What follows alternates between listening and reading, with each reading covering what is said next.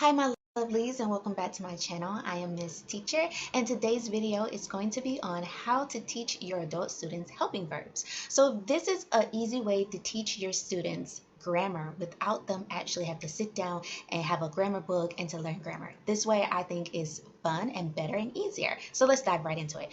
First, you want to pick 3 action verbs. So with helping verbs, you're going to have a verb after it, but the easiest way for them to learn it is with an action verb. Now, if you don't know what action verbs are anything that a noun or a person, place, or thing can do.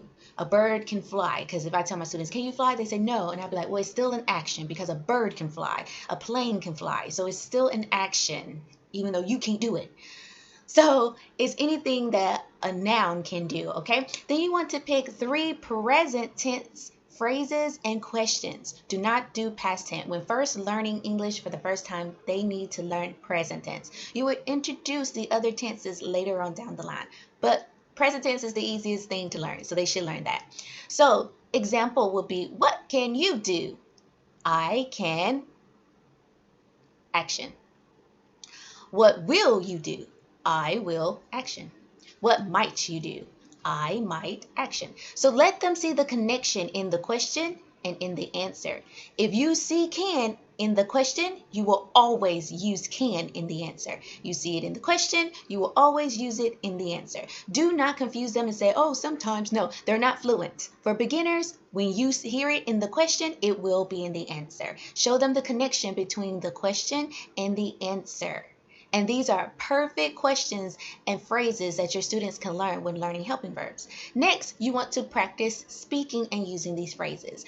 There will be a video on how to teach speaking practice. So stay tuned for that and it will show you how to do that. Next, you want to explain the grammar behind it, okay? For example, you want to show them something like this. They'll be overwhelmed with it, but calm them down. You want to say helping verb and use can, will, and might. Don't use any other helping verbs. I know they're like 25, 26. Don't use those. Use the 3 that you learned that day and say these are helping verbs, plus a present tense verb, and use your present tense verb. Clap, sing, and run.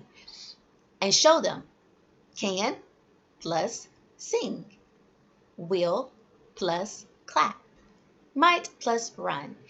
If they don't understand what a base form verb is, which is a present tense verb, tell them don't add s, ed, or ing at the end of a sentence.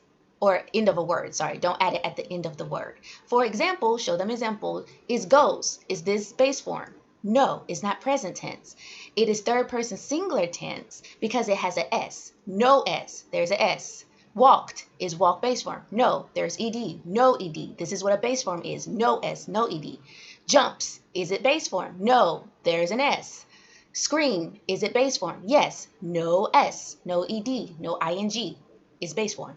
Same with plays. Okay, so do this to help your students understand what base form verbs are and helping verbs. And I hope this has helped you. Stay tuned for the next video.